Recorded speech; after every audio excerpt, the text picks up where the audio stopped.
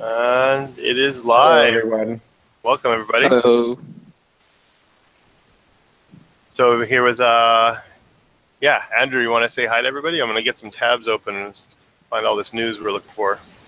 Hey, guys. I've got a different background right now. This is the space where we host our monthly meetup.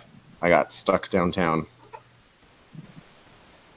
Familiar, yeah? Looks cool, man. Yeah, that is Yeah. Vintage.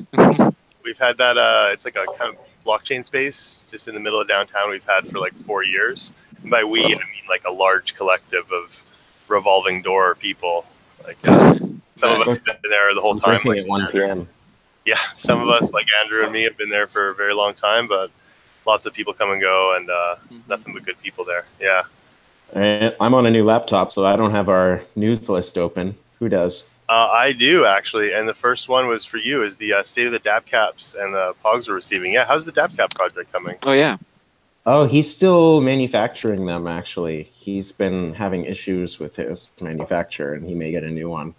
But we have our pogs and DappCaps. There's 2 different kinds we got with our Blockchain Gaming logo on them. We have them virtually already on chain.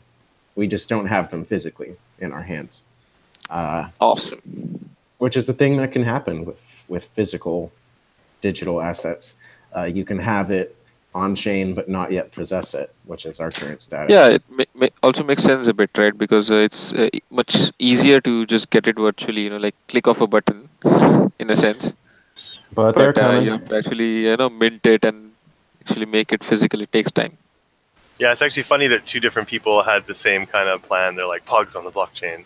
Well, one's on Ethereum and one's on Ethereum Classic. Ooh. Ooh. Yeah, I was actually, which one?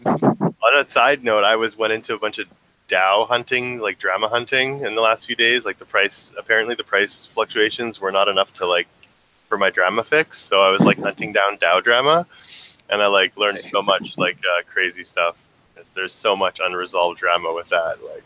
It's beautiful. But yeah, so for meetups, since I'm here at the space anyway, and that's a neat segue, our last one was pretty cool. We had CryptoKitties. Lots of people came, and we managed not to troll him too hard.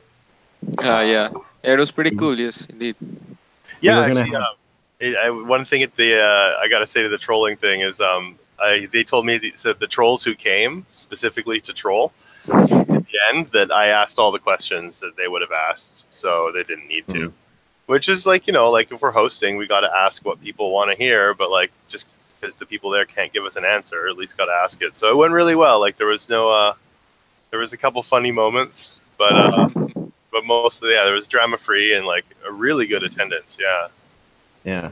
So we were going to do blockchain lead games next time, but the schedules didn't align for when he's flying into a town.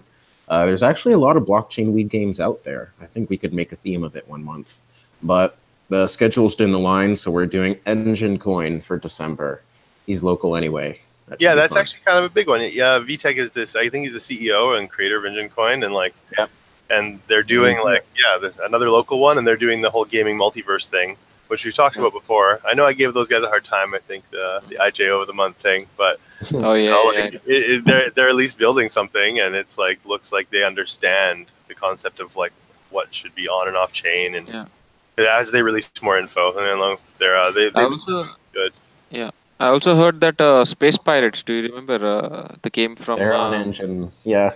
Yeah. That would be nice because I have I got those tokens in ICO, and they are just there on counterparties laying there zero value right now. Yeah, Counterparty was a bit ahead of its time, I guess, or not as hyped as Ethereum. I love Counterparty though. They did proof of burn for their distribution. So instead of an ICO where you get the money, it's an ICO where you burn the money. Yeah. Yeah, it was 70. What was next on our list? I think we had a lot of Decentraland stuff. Yeah. You had a couple of Decentraland stuff. I wanted to talk something quick though. The Gods Unchained, they've sold 4,000 ether worth of their cards for their upcoming game. They are going into beta soon. And you just need let me do a screen share on this. And you just need 1 pack, which is 0.01 ether, I think, or something like that. 0.01, something cheap. You need 1 pack to participate in the beta, and that's out soon. But if you played one of their previous game, which was etherbots, then you can claim some cards. Like they're doing an airdrop because they basically made a game, and it kind of died because they were like the fees weren't set correctly. It was too gas intensive. Like it was just it was really expensive to play, so the player base died really quick. But like they still made a good attempt and had a whole team. So as a way to reward the players of their previous game, you can claim all your parts as cards in the new game. You don't need to get rid of them. You just basically like claim them like an airdrop. So like anyone who has etherbots cards from like maybe sitting around in a wallet like a dead game, like how many dead game tokens do we have? Like you're just saying the counterparty ones. There's tons of dead game tokens out there. Well, at least these guys build a new game, and they're giving out like some of the rare parts. And if you have one of like the ultra rare, the Lambo, which was the rarest item in etherbots, then you get like an extra special card too, like a legendary or whatever, like a unique one. So they're still like they're not forgetting about their old players, which I think is really big. Because a lot of these games, they raise the money, the game doesn't work, and they're like, oh well, sorry for your tokens. Yeah, but this thing, right? So what you mentioned right now, it's really interesting because now that I think about it, this could be only possible because of blockchain, right? Because that gives you like the ownership of, and you can prove it, and hence you can carry it on to a new game or something. I think that wouldn't have been possible before, no? Yeah, not even close, or maybe within the same game company, but like, and a lot of these parts have changed hands, so they're also creating a market for like over the last couple months when this was announced. Like, okay, I gotta give them some crap here because they said it was going to happen in the summer, and they keep like not talking about the part swap, and now like they've updated this to say November. But whatever, right? It's all good. Yeah, like they're doing it. Like we know how things go, right? So like. Yeah, they announced a while ago, and it actually created like a big bump in the market. So like my greatest on this bear market, I bought a Lambo in this game for like 0.25 ether, and now Lambos are selling for like 2 ether because you get a special card for it. nice. So like I have a Lambo, in the bear market. It's only worth it. It's like worth. When someone says when Lambo, yo, I got a Lambo. I bought a Lambo the other day.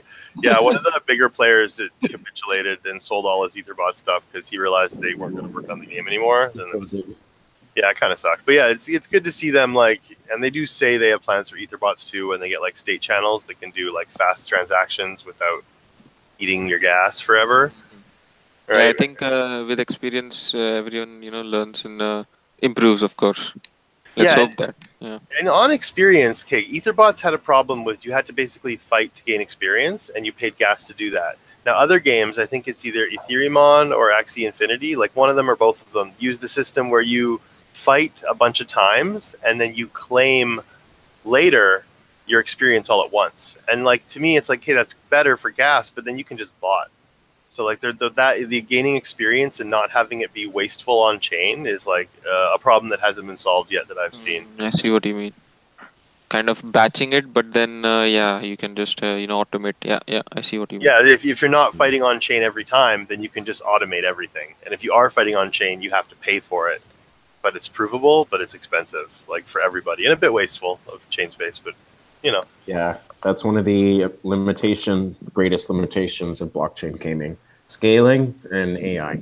Yeah, and like maybe we are like jumping the gun in the whole gaming industry, being like, yep, we're coming at your blockchain and we're going to fill up your block space with our gaming transactions. It might be a little early, but we're doing it anyway.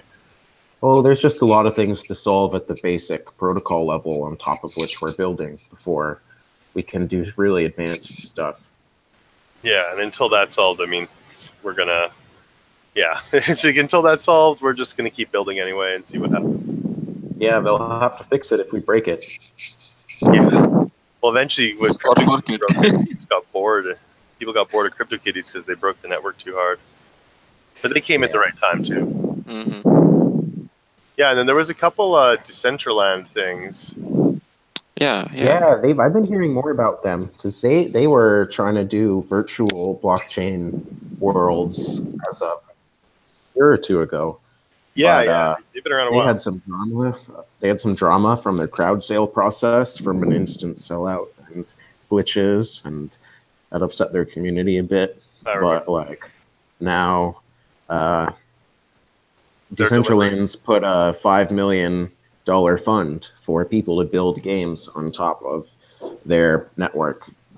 So it's like, they have a virtual world, a universe, and people can put games inside of it. And I think I put a link in on the list there. You can see the game, but they've taken the bait. Kind of like a lot of people are switching to EnjinCoin for the same reason. There's development funds if you do. And they've been growing in general. Like, if you're familiar with Second Life, I never played it, but I had some friends who did, wherein they had actual real estate moguls. Like, I've never played it as well, but I've heard a lot about it. You can actually, like, I think you could actually also earn money in it, or something like that. It was. There was a woman who was a millionaire from being a virtual real estate baron in Second Life. Yeah, so this article here is about 215K land batch being sold like within the last few weeks. That's pretty crazy. Yeah, if it keeps growing, my prediction, they pass Second Life in real estate market cap, like the value of all real estate held in our world. I think they'll win and start to take over as the virtual real estate place. Well, and just remember, there's nothing even there yet. Like all this stuff that like you can go try is like really still a developmental. So like, yeah, it's like homesteading the Wild West. Yeah, they're making a mark and they haven't even like gone live yet, like with a full product, and they're already like doing crazy stuff. Crypto is so fun. Well, having a good fund to offer people helps. That's been a lot of EnjinCoin's advantage as well. Yeah, this is the game. It actually looks really good for what I've seen of other Decentraland games. It doesn't say, I've read the article quick, it doesn't say things like how many parcels it takes. So basically, like you make your card of 8 parts and you have 6 different stats, and then like, you race and it's on and off chain. Like you don't have to, I guess, blockchainize. Like you don't have to turn your car into a token to play, but you can, and then there's more bonuses if you do. Interesting. I've never been into racing games personally, but I've seen a lot of that coming out lately. Because I guess it's simple to start with a racing game. I don't know. Well, it seems like Mario Kart style too, right? Where it's going to be like battles and fun. Oh, yeah? Yeah, that's always fun. Yeah, this tire's got spikes on it, for sure. What do you call that subgenre of racing games? Battle racing or? Mario Kart. Mario Kart and literally just call it a Mario Kart game. Yeah. You're probably right. That's all I can think of. I was like, I think we just go back to that. We did it so early. But yeah, it's nice to see games like this coming out. And these guys are like a real game studio. I guess for people that are not fully aware how Decentraland works, I can give you a little, like the super goal of how Decentraland works is not exactly, I think, how it currently works. But the base overview is that you make a piece of land, like you own the land, and then you have the token, like the address that holds that land signs a transaction that basically points to an IPFS, so interplanetary file system, decentralized file storage. It points to that and says, like, if you access this land, the owner of this land, who we verified, you are going to get load the land parcel from this spot on IPFS. And then you basically upload your 3D rendered files and you pay for your own decentralized file storage. And then as a user, when you go into Decentraland, this is all like end goal from what I understand it. Like when you go into Decentraland, you'll go through like a third-party gateways that would be like, okay, I'm going to load all the games around me. Because the land parcels don't overlap each other, but you're not always going to be, at least in the beginning, loading the entire world. And remember, people can put whatever they want on their land. So if you just load into the raw world, it's always going to be not suitable for work. Porn land. It'll be porn land everywhere. Everywhere. Does Pornhub own real estate there yet? I wonder. They will soon. Oh, they will soon. Yeah. So you'll have to load in custom worlds that only include the land parcels that have basically, like it's just basically like. Yeah, but then it becomes really, really weird because usually games are for kids ranging from age of 10, I guess. I don't know. Virtual zoning law. Well, but there's no rules. So how it would work is that like you'd have like these third-party services, like, or just a website you go to, like a fan website that says, "Hey, do you have children under you have children playing? Yeah. Click on this." They won't spawn you in Pornland. Yeah, no, Pornland is everywhere. It won't spawn Pornland around you, so there'd be just blank parcels. Ah, I see what you mean. Or Like, it just something block it, kind of. Yeah. Yeah, like those parcels wouldn't even Well, load. Because you'd only load the parcels you want to oh, see. I So if see. you didn't want to go to the museums and dumb stuff and you wanted to save bandwidth, okay, maybe it's not dumb stuff to everybody. But if you didn't want to go to the museums and like the hangout spots and the shows in Decentraland, you could just load the games. And then you could still walk around Decentraland and just walk around and like check it out. Yeah. But you'd But only I don't think games. I don't think they'll make it random where you spawn inevitably. No, you There's load got it to be a way wherever to wherever you want. Then Yeah. if I set up a third-party client connecting someone to Decentraland and mine was meant to be child-friendly, what I would try to do is contact people who own land and let them have a thing where they can tick a box that says, my land is child-friendly. And then as the proprietor of this gateway to Decentraland, I wouldn't let you enter zones that haven't checked the box. But just remember though, the way it's built is if there's like two zones next to each other and me and you own them, it doesn't matter where it is, I can put porn on it.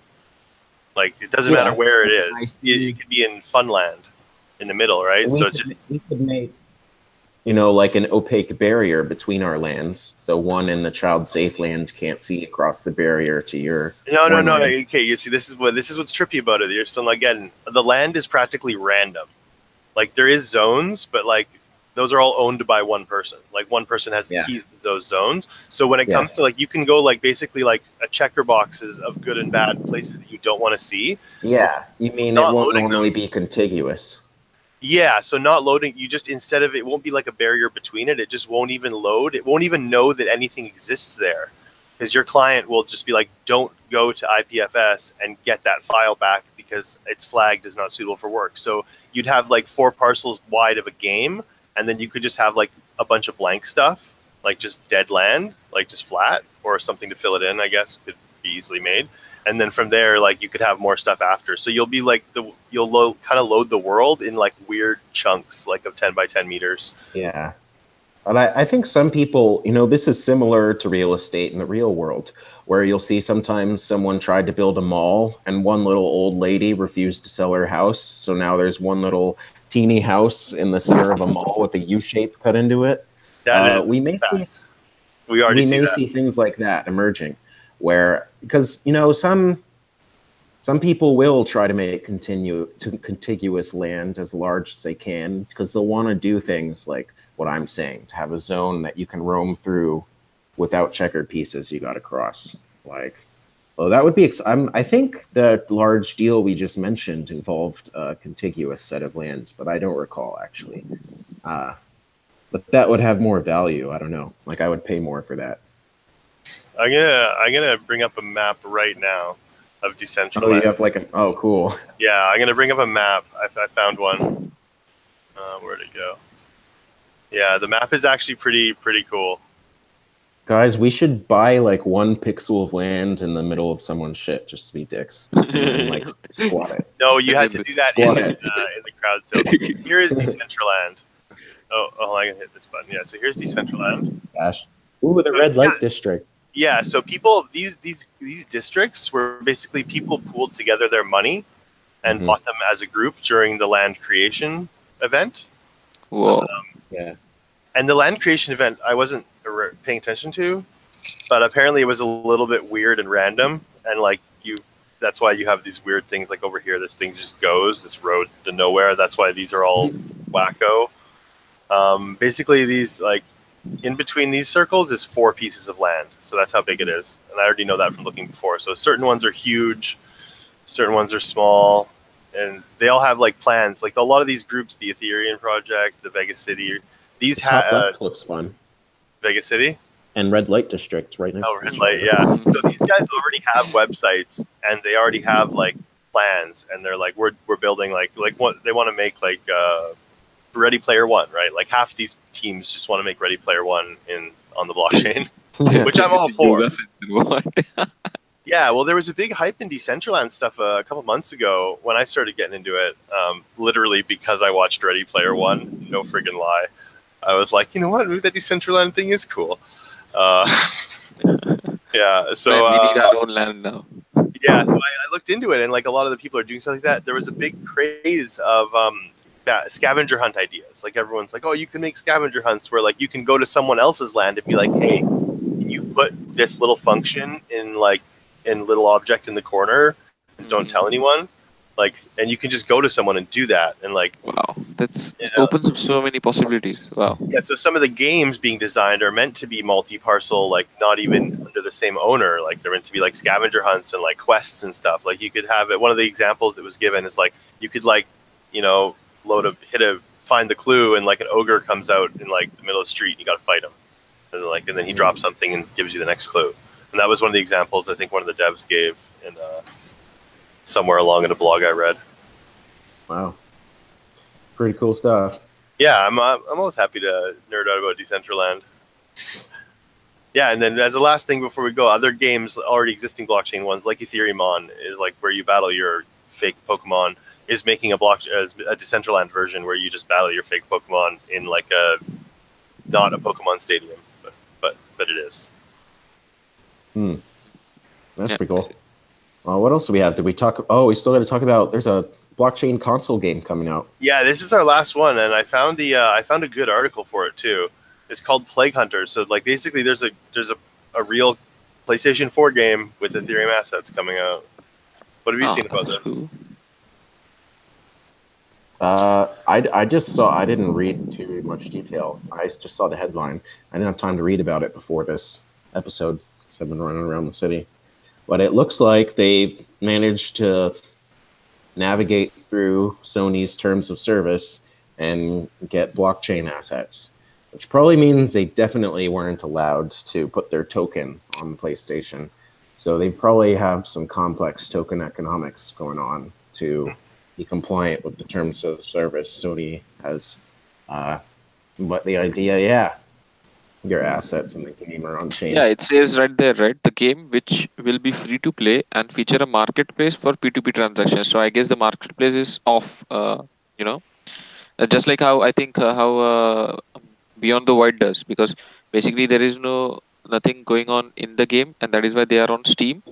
But their marketplace is basically based on like it's on Ethereum, but it's not just separate. Oh, I didn't know they did that. So that's how Beyond the Void has tradable and on Steam. Yeah, that makes sense because this article, like Andrew said, was really specific to say that they worked out like the terms of service, like they complied with all of Sony's terms, and it says there's going to be a marketplace. Yeah, I think it's easier for them right now to do it, like even Beyond the Void, right? So how did they get easily on Steam? Like not easily, of course, but yeah, with all these regulations across the blockchain or token, I think they just separated it out, So let me read this though. It says the game, which will be free to play and feature a marketplace for P2P transactions, has passed Sony's review process, passing all of PlayStation's terms and conditions, despite containing numerous elements of blockchain tech. The tech passed and is in the game. It says this marks the first time any blockchain game has been able to accomplish this feat. Awesome, yeah, indeed. So maybe it's straight in the thing, and like. See, and then that makes it weird though. Like, what do you got to? Because if you're transacting, are they paying the gas, or are you literally like the game comes with a private key? I don't think you're transacting in a coin though. Well, it says they're Ethereum assets. It says they're specifically. Yeah, but so if you're transacting, you have to pay Ethereum to move the coin. Like you have to have Ethereum in your account to move assets around. Oh wait, is this? No, not necessarily. I mean, you have to. If you're moving something out of your account, you have to be the one that pays the gas. So you can. It depends on how centralized it is, and they could centralize the process and pay the gas for everyone. Oh, and just have the tokens like always under their control. Yeah, or they can lump the transactions together and pay. And at the end of the day, they would pay, and people will probably pay in fiat. And depending what type of token it is, they could make it so they can always move it, even if it's your token. I bet they'll do a buyback kind of thing, which is what Augmenters also just had a workaround of their token economic model due to, again, the Play Store and Apple Store were complaining at them. So they had to redo everything. So you can only pay for all the in-game assets with fiat, but then they take your fiat and use it to buy their own token. You see what I mean? And stuff like that. So in the back end, you can still tie these assets to token values by things like the way augmenters have done it now is like, you know how most games have like a diamond or a crystal or something that theirs is not their token because that wouldn't be allowed, but it's pegged to their token. Oh, that's so terrible. There's just so many layers in blockchain of like. But I think as long as the player doesn't mind or does not get affected or something like that, then he would be fine, I think. But in the long run, I think I would really, if I'm playing a game, I would really want to, do it in the token itself, not like this. Well, you should send Sony an angry email then, and also Apple, especially Apple. We've been needing to send Apple angry blockchain emails for many years now. It took so long to get the first Bitcoin wallet like allowed in the App Store. They're hurting our token economic models by reducing the utility of these tokens with their ideas. Yeah. Well, I just had the trailer run through. So basically, if you didn't see, it's like it looks like a mix of 2D, 3D. It's turn-based combat. There's like, there's the soldier. There's like 5 or 6 classes, and then like you level them up. Some of the other articles I came across were speculating that it would be the abilities would also be like their develop your skills and abilities. Just said that those would be also tradable, but I found nothing to really confirm that. It seems like the main thing is going to be you're able to like level up dudes and then trade/sell them in like actual peer-to-peer. So if that is the case, like 1 second, someone's at the door. Nope. Well, we can keep going. If that is the case, then well, at least that'll be the first like real like I don't know like big. I don't know how big of a company they are. Like I don't know how much other stuff they've done, but it would be one of like the first PlayStation would be a huge step, and it would mean they are being held up to a higher standard. Yeah, indeed. Yeah. These a lot of the blockchain games have like they're really not being held up to any standard because we're so thirsty. We're just gonna be able to play any blockchain game and we'll think it's great, even if we like we'll still play it even if it's not perfect. But this is a PlayStation game, so Sony's not gonna let them release a game that's like indie or whatever. They got to release a real game, So I see what you mean. It also opens up to a lot of new players as well because I believe that there are so many players who are not just on PlayStation, and even they get introduced to blockchain-based kind of economy and games. It's nice. Yeah, I didn't think of that. I was also thinking from other game studios are going to see it and be like, we're losing. Oh yeah, we're behind. gotta catch up. Competition is everything. Yeah, indeed. At least in blockchain.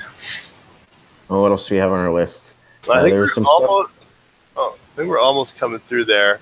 Yeah, there was shout-outs and stuff. You had a big list of people that are awesome.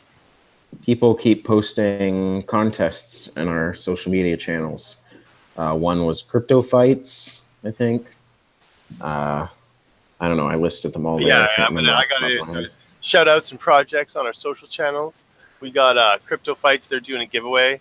These guys are on the Engine platform. We talked about them a bunch of times. They're good. We'll see what they come up with, but at least they're coming up with something.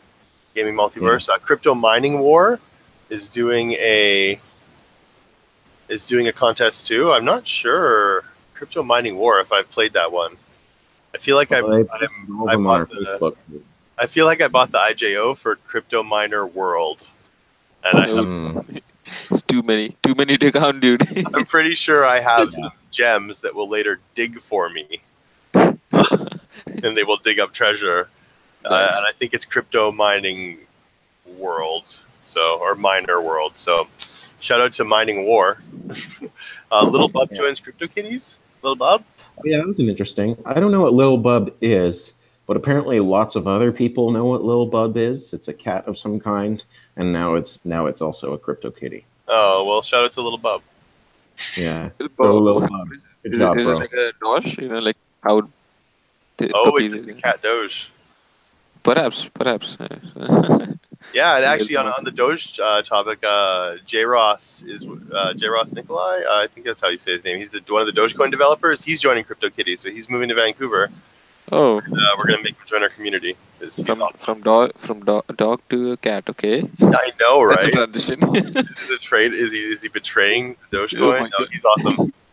He'll fit in good there. So, and I'm glad we're having him in town. Vancouver's got a lot of awesome blockchain stuff, like just development. And the last one is Hedgie collectible game. Andrew, you want to fill us in that one? Who's Hedgie? Oh, someone posted that on our Facebook group too. Hedgie's looked a lot like CryptoKitties. I think there's a lot of games in that vein coming out. Oh yeah, and there's a couple little collectible items still going. Like there's Blockchain Cuties somehow became really popular, even though it's like the same thing, from what I understand. I agree. There are a lot of, because I also saw blockchain puppies, but apparently people don't like dogs, I guess. They like cats more. No, we And just then, like dogs. dragons, blockchain dragons as well, or something like that. There are a few of them. Similar collectible. I saw a lot of dragons in that Decentraland map. I started to wonder if they were like a guild that was like called Dragons or something. I got another segment we got to add. The IJO of the month was not researched, so we're gonna just look down the activity list on Dapp Radar. I think this makes sense to almost open with every time. So this is the current, this is a pretty good statistics site because everything's public, so they just scan the contracts. You have so CryptoKitties, where is it? Users, the categories are messed up. The users 24 hours is right here. So that's what I generally sort by. So CryptoKitties, Ethereum, and Blockchain Cuties are the only playable games, really, with 300 or more people. You drop below that, you get Gods Unchained, which is literally just pre-sale packs right now.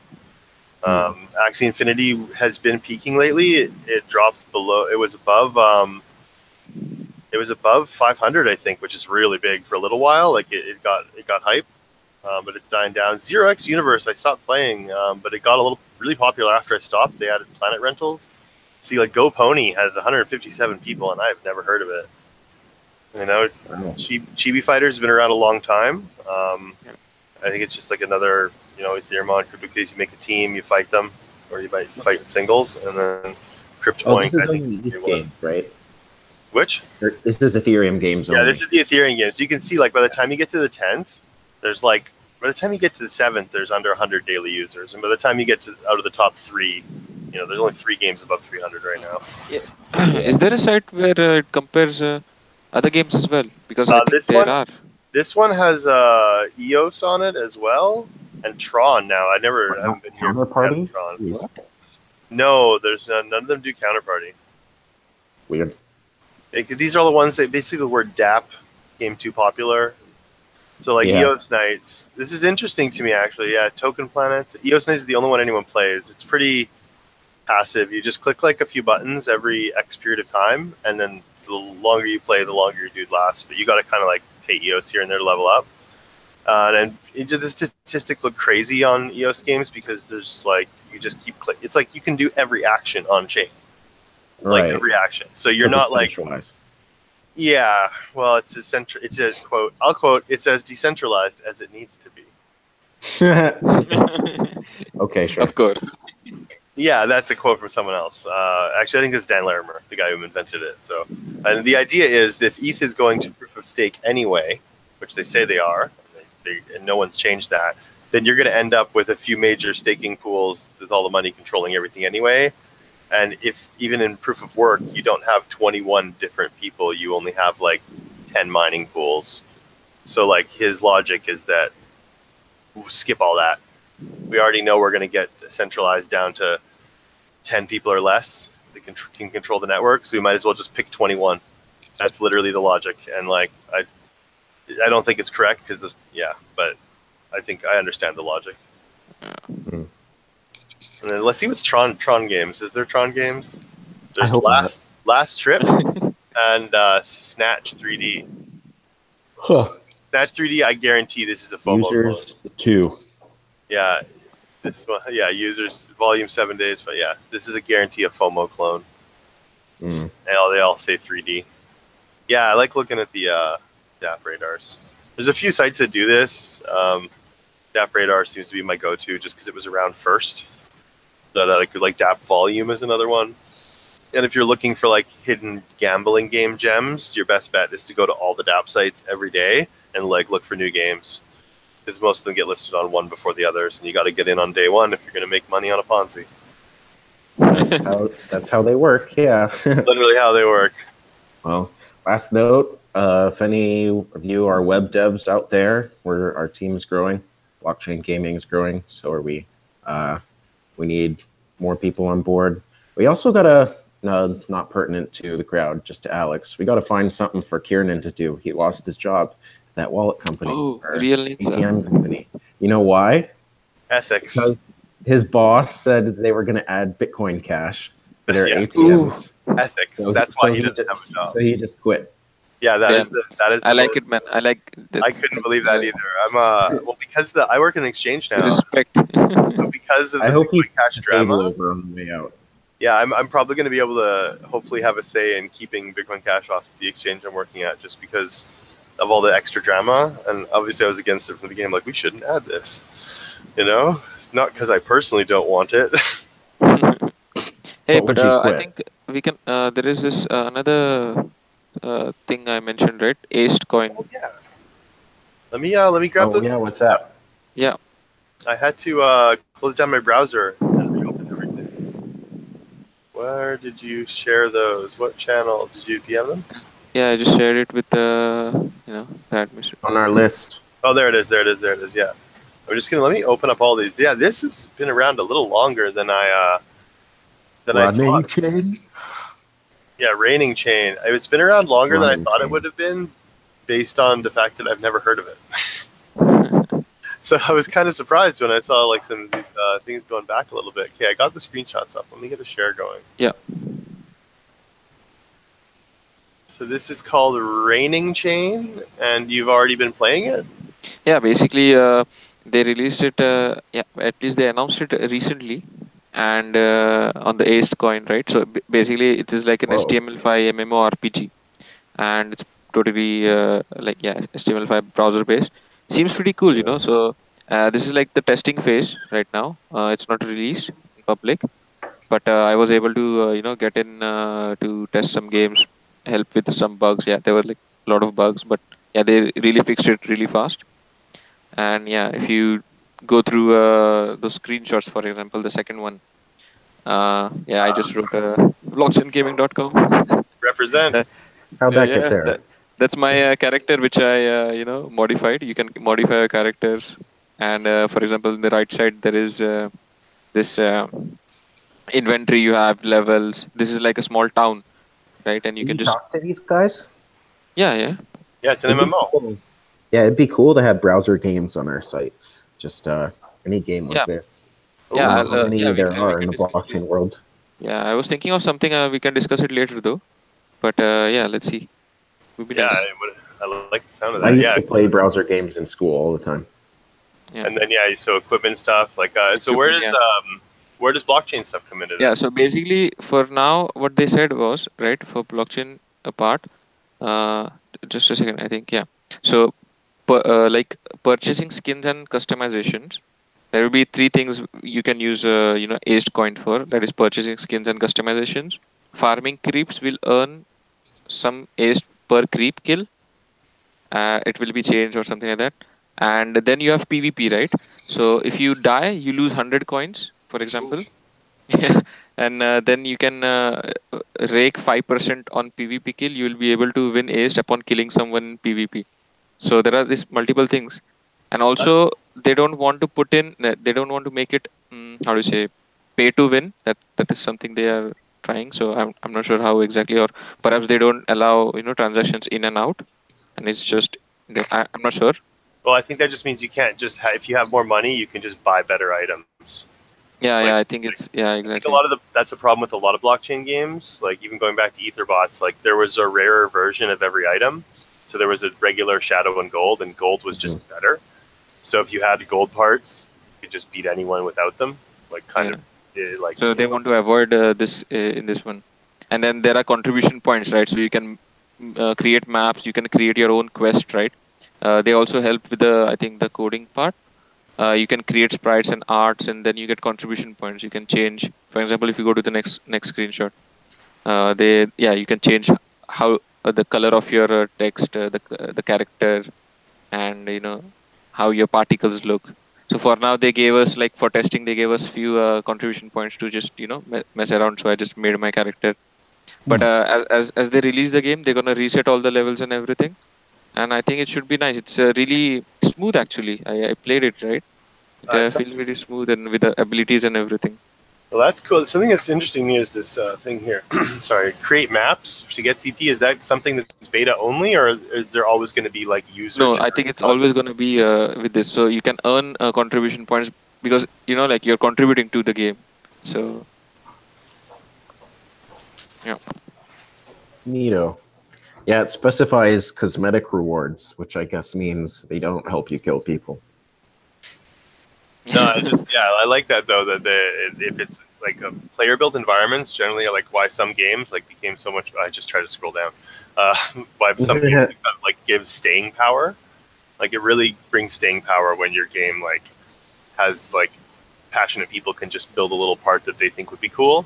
Like, and then it usually is a lot cooler than people who is like people whose job it is to make a level aren't always as good as the people who are like, oh man, this level would be so cool, I need to make it. Yeah. True that. Oh, I guess we're out of news. Yeah, I think that's about it. We were coming in like 45-minute mark. Sorry for the late delay, people.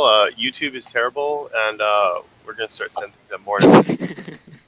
Yeah, and I got you entirely. Yeah, see you all December 7th. Yeah, so December 7th, we are doing EnjinCoin live. So we'll hopefully, I'm gonna go to the space where Andrew is right now, and I'm gonna put some time into making our streaming like one-click go. Because right now, like every time we get there, it's like, okay, what are we gonna balance the webcam on? Where's the microphone?